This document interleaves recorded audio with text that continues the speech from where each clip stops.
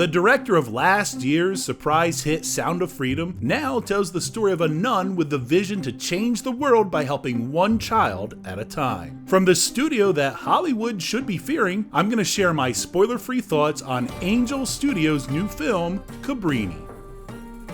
In 1889, Francis Cabrini earned the approval of the Pope to become a missionary to the Italian immigrants of New York City. But she knew the world was too small for her intentions. As a woman and an immigrant, she would be required to convince the men, the rest of the established Americans, and even the church that all of God's people deserve to be treated with dignity, regardless of what they look like or where they're from. As circumstances intensify, Cabrini and her fellow nuns hope to achieve a miracle in a time and place where hope seems all but lost.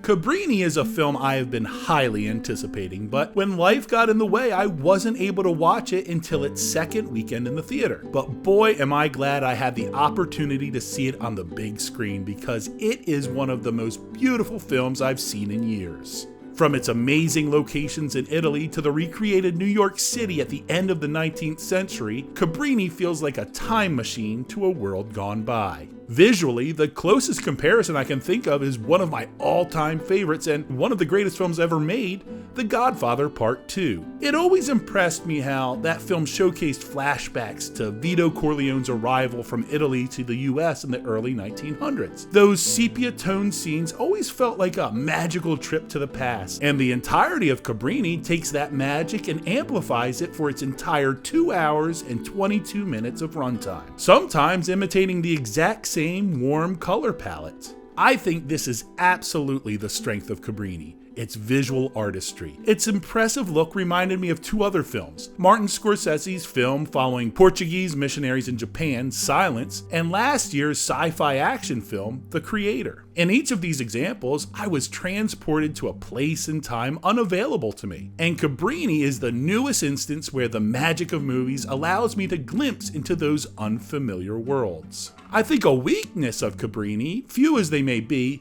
is predicated by my own personal worldview. About 20 minutes into the film, Mother Cabrini encourages her fellow missionaries by reminding them that with God, all things are possible. For the next 2 hours, I don't believe God is ever mentioned again. This character, a nun, is never seen praying, reading her Bible, or giving praise to God for the blessings they receive. She seemed completely dependent on herself, and anything she accomplished could be attributed to her persistence, savvy, or shrewdness. I would assume the real Francis Cabrini did spend time with God, but it's not illustrated in this film, which makes this miraculous story imply that it's less about God's provision and more about one person's ambition. Even the way she is framed within the film seems to immortalize a person that probably wouldn't want to be held in such high regard.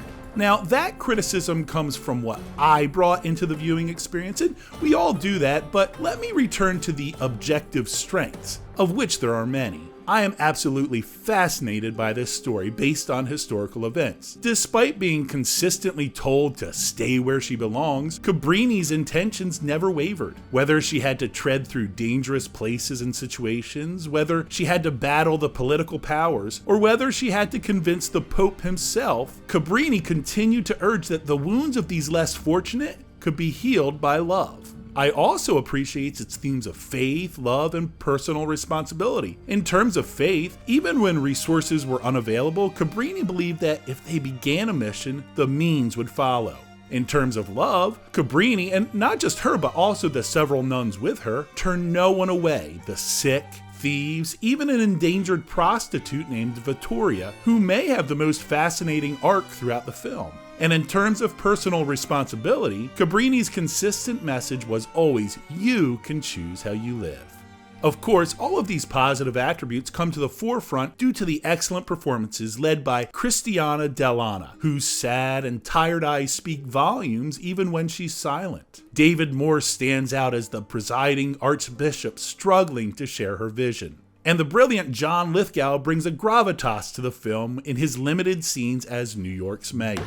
Overall, Cabrini is a meticulously crafted film that has moved many who have watched it. I can't say that I was moved, and I think it's because I personally felt like it was idolizing a person rather than the God she faithfully served, but that doesn't take away from the positive message, outstanding performances, and stunning beauty within each and every frame. It has been suggested that I create a rating system on my channel to clarify my final feelings on a movie, so I'm just going to mirror the 5-star system I use on my Letterboxd account. So, understanding that 2.5 stars is average, I will give Cabrini 3.5 stars, which means to me, pretty doggone good. Well, that's my opinion. Please comment below with yours, and if you enjoyed this review, please consider liking this video, subscribing to my channel, and turning on the notification bell so you never miss any of my future reviews. You can also watch some of my past reviews by clicking on any of these boxes.